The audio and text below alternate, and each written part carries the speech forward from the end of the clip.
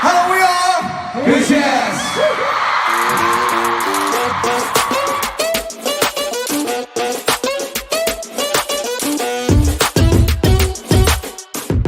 Mereka menyebutnya Hallyu atau gelombang Korea. Gelombang yang membawa produk budaya dan hiburan dari Korea Selatan ke puncak ketenaran itu kini telah menyapu dunia.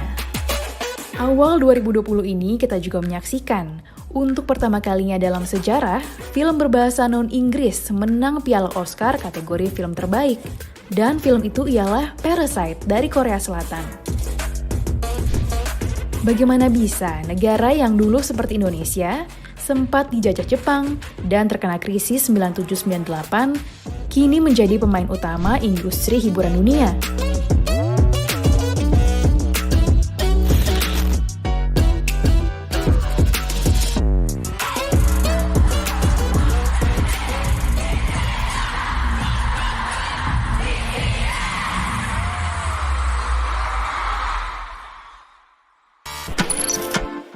Ini Moon Jae-in, Presiden Korea Selatan.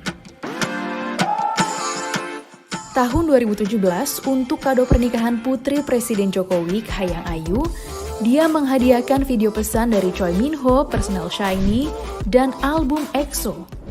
Kalau Moon jadi Presiden Korea Selatan di tahun 60-an sampai 80-an, rasanya sulit membayangkan Moon kasih hadiah semacam itu. Pada dekade tersebut, Korea Selatan dikuasai rezim militer otoriter yang mengandalkan industri berat seperti otomotif, kimia, dan elektronik. Sementara itu, bisnis budaya dan hiburan sangat dibatasi hingga akhirnya tumbuh setelah keran kebebasan sipil mulai dibuka sejak awal 90-an. Di era kebebasan sipil, pemerintah Korea Selatan mengambil 3 kebijakan penting yang memudahkan bisnis hiburan dan budaya berkembang, yakni pelonggaran sensor, pengurangan pembatasan perjalanan, dan keinginan untuk mendiversifikasi ekonomi.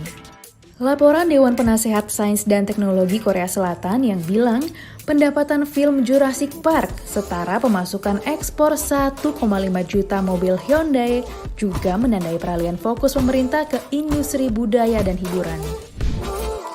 Tidak heran bila usaha memasarkan musik, drama, dan film Korea ke pasar internasional bisa dilihat akarnya di dekade 90-an. Grup Seo Taiji and Boys yang didaulat sebagai pionir grup musik pop Korea Selatan meluncurkan single perdananya I Know yang digandrungi anak muda pada 1992. Pada 1997, drama Korea What Is Love All About mulai tayang di televisi Cina, CCTV. 2 tahun kemudian, film layar lebar Shiri rilis di bioskop dan ditonton 5,8 juta orang di Korea Selatan, pecahkan rekor yang sebelumnya dipegang Titanic.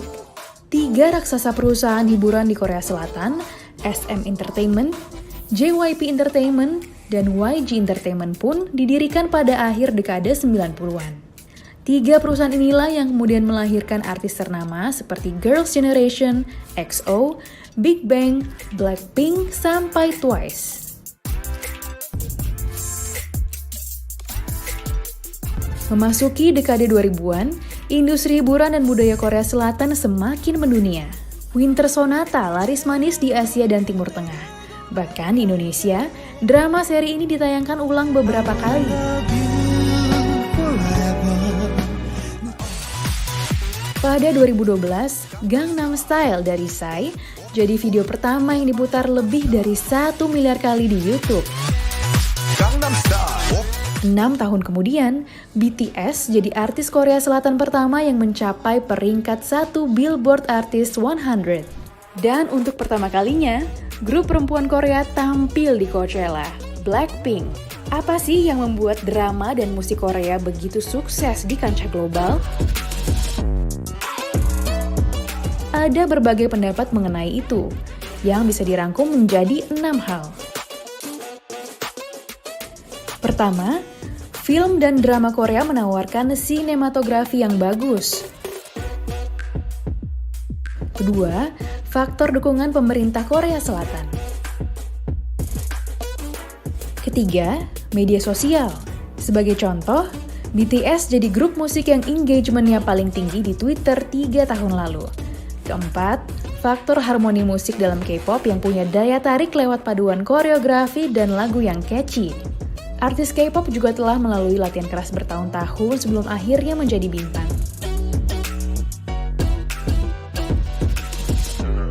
Kelima, drama dan film Korea Selatan tidak banyak menampilkan adegan kekerasan atau telanjang. Faktor terakhir, produk hiburan Korea Selatan menonjolkan nilai-nilai keluarga dan cukup sensitif terhadap budaya dan agama negara lain. Misalnya, mereka punya panduan yang menyarankan agar program Korea tak ditayangkan di jam-jam ibadah sholat. Gelombang ketenaran drama dan musik ini pun perlahan menarik orang-orang datang ke Korea Selatan. Para fans misalnya, rela merogoh kocek untuk paket tur liburan supaya bisa nonton konser, membeli album fisik dan merchandise para idolanya sambil plesir ke lokasi syuting film favorit, dan merasakan jadi orang Korea dengan memakai baju tradisional hanbok, belanja di pasar kota, dan menikmati kuliner setempat. Tidak heran bila sejak tahun 2000, angka wisatawan ke Korea Selatan terus menanjak. Selain itu, imbas ketenaran drama dan musik juga bikin ekspor kosmetik Korea Selatan melejit. Yang semula 0,37 miliar dolar Amerika Serikat pada 2009 menjadi 5,32 miliar dolar Amerika Serikat 10 tahun kemudian. Per Desember 2018, hampir 90 juta orang telah tercatat sebagai anggota klub penggemar Hallyu di seluruh dunia. Jumlah ini diperkirakan naik jadi 100 juta pada 2020 melihat pertumbuhan pesat penggemar sejak 2016. Cerita dan angka di atas menunjukkan bahwa dengan racikan yang tepat, budaya dan hiburan bisa jadi sumber ekonomi penting suatu negara. Dan Korea Selatan sejauh ini adalah negara yang andal dalam meracik.